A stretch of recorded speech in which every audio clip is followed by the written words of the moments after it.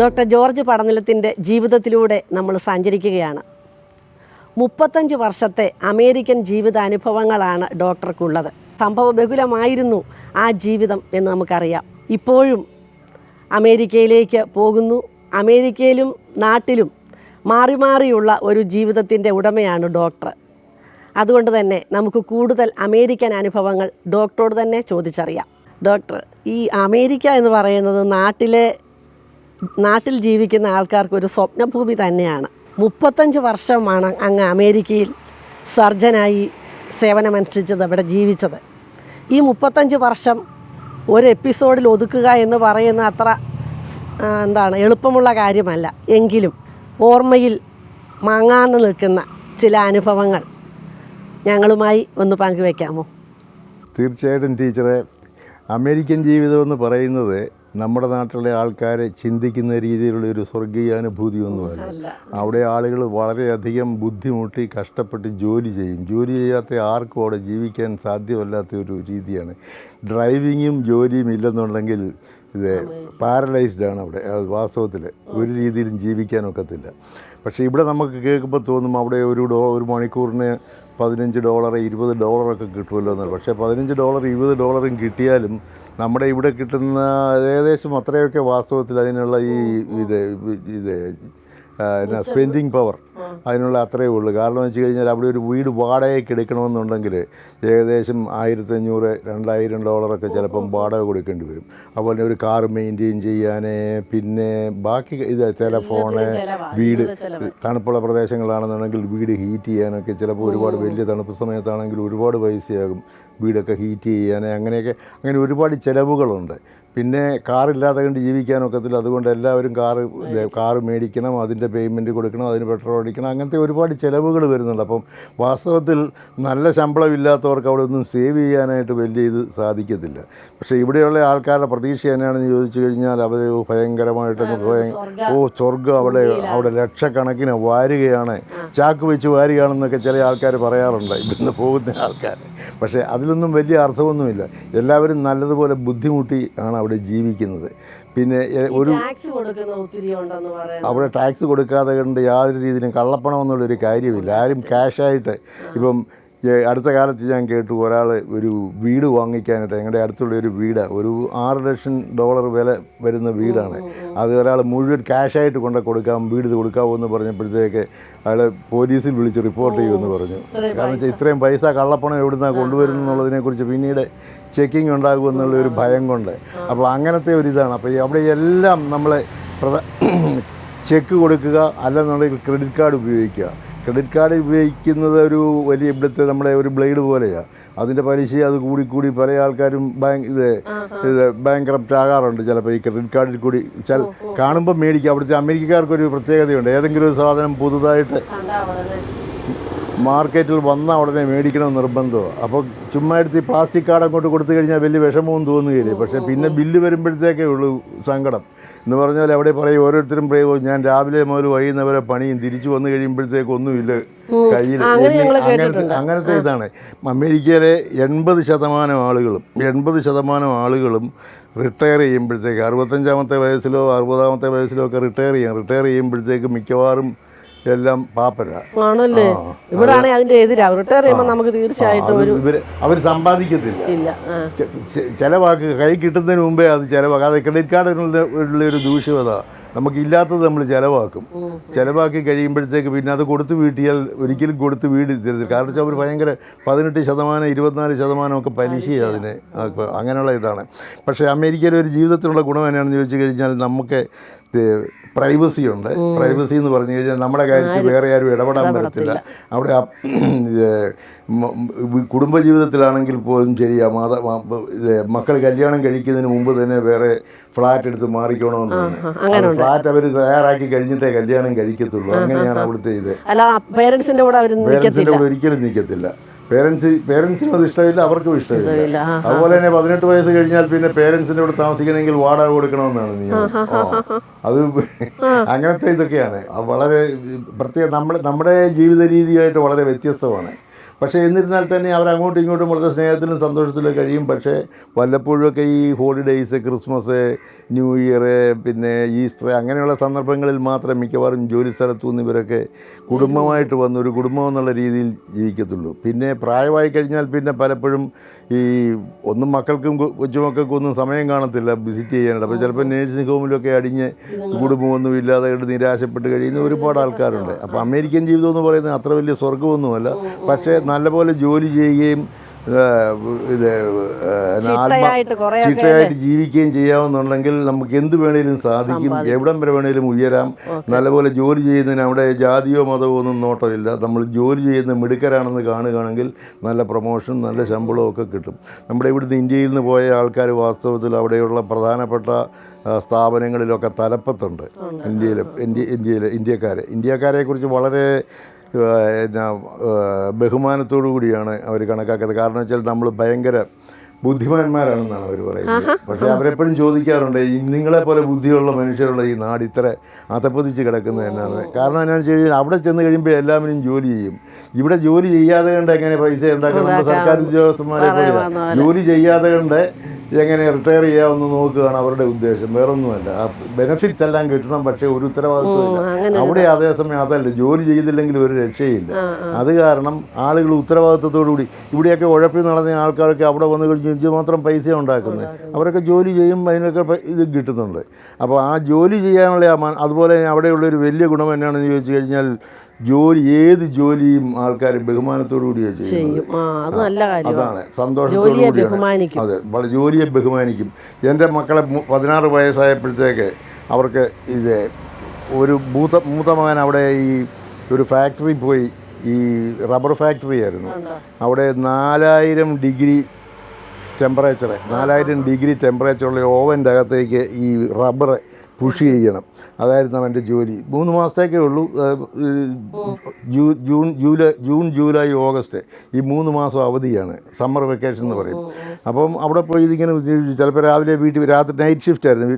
രാവിലെ വീട്ടിൽ വരുമ്പോഴത്തേക്ക് ഈ കൈയൊക്കെ ഇങ്ങനെയുണ്ടല്ലോ, കുടുന്ന് പൊള്ളി ഭയങ്കരമായിട്ട് അപ്പോൾ രാവിലെ വരുമ്പോഴത്തേക്ക് പൊന്നമ്മയ്ക്ക് ഇത് കാണുമ്പോഴത്തേക്ക് ഇഷ്ടത്തിന് പോയത് അവൻ ചങ്ക് പൊട്ടുന്നു പൊന്നമ്മയ്ക്ക്.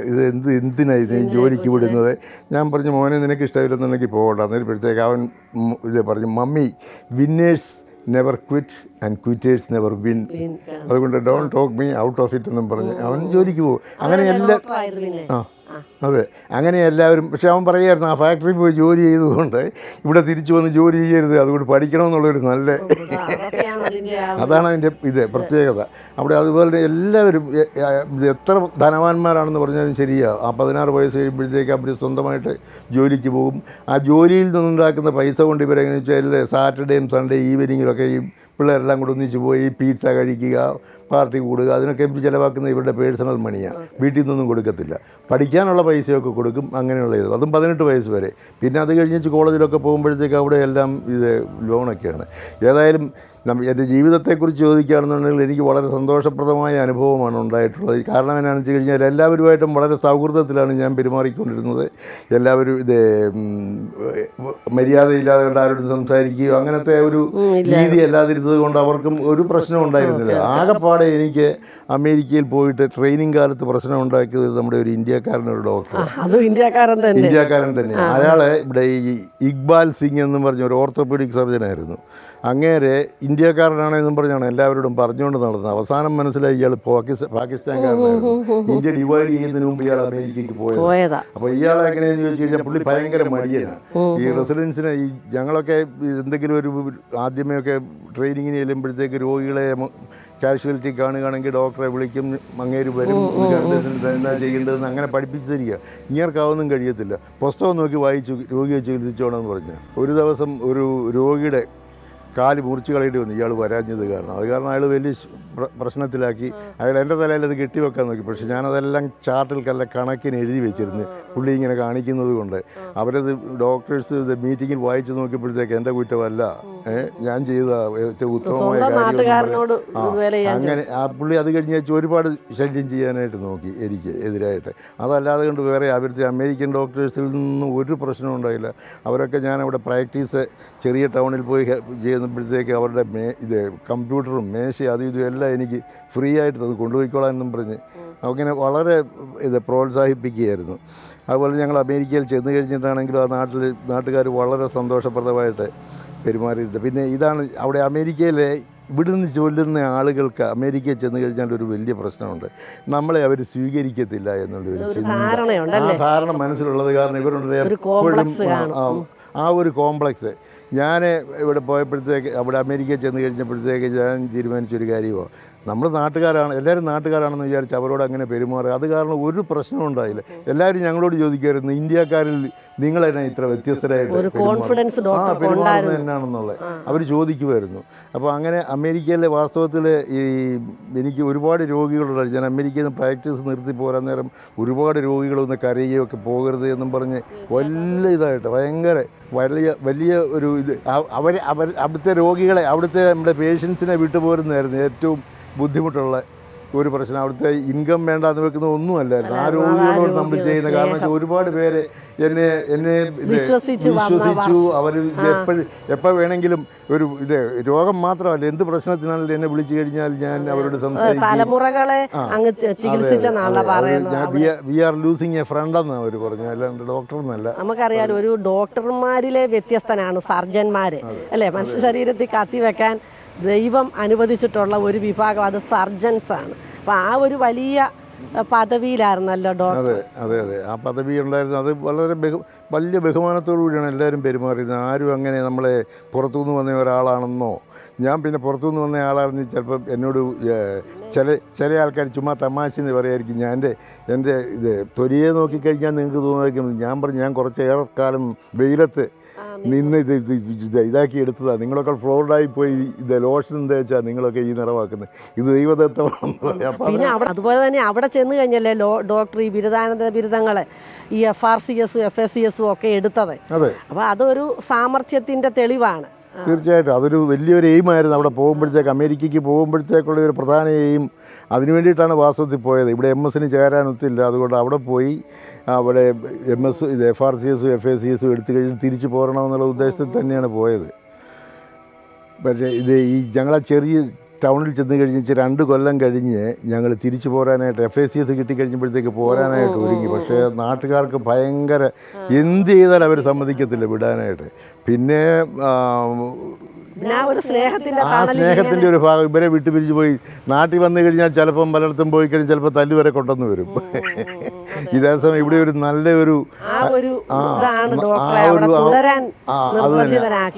അത് കാരണം പിന്നെ തീരുമാനിച്ചു. അങ്ങനെ ഇരുന്നപ്പോഴേ പൊന്നമ്മയുടെ മദർ മരിച്ചു കഴിഞ്ഞപ്പോഴത്തേക്ക് ഫാദർ ഒറ്റയ്ക്കായി. ഇവിടെ വന്നു കഴിഞ്ഞ് ഫാദറിനെയും കൂടെ അമേരിക്കയ്ക്ക് കൊണ്ടുപോയി കളയാമെന്നും പറഞ്ഞ് ഞങ്ങൾ പോകുന്നു. പിന്നെ പിള്ളേർക്ക് ഇവിടെ ബോർഡിങ്ങിൽ നിന്ന് അവർക്ക് ആകപ്പാടെ ഭക്ഷണമൊക്കെ വലിയ ബുദ്ധിമുട്ടായി.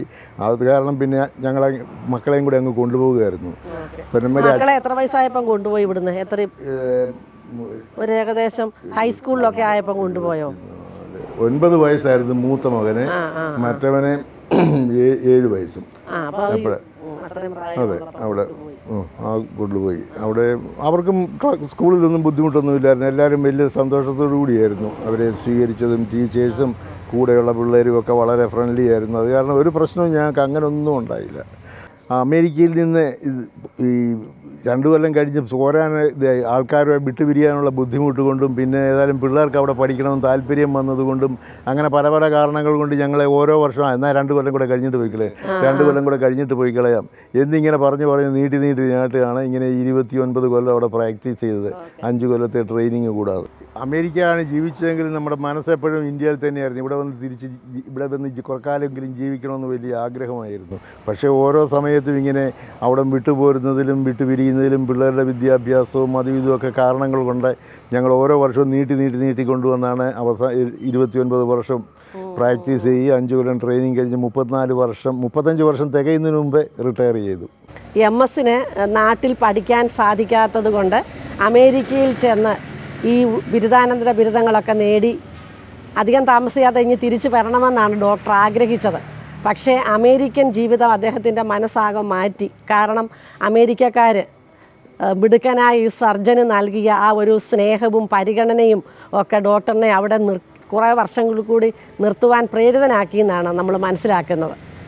ആ ഒരു സ്നേഹത്തിൻ്റെ തണലിൽ അദ്ദേഹം അവിടെ ഒരു 35 വർഷത്തോളം സേവനമനുഷ്ഠിച്ചു. ഇതൊക്കെയാണ് അദ്ദേഹത്തിൻ്റെ ആ ഒരു ജീവിതാനുഭവങ്ങൾ. വരും എപ്പിസോഡുകളിൽ ഡോക്ടറിൻ്റെ കൂടുതൽ ജീവിതാനുഭവങ്ങളുമായി നമുക്ക് കണ്ടുമുട്ടാം.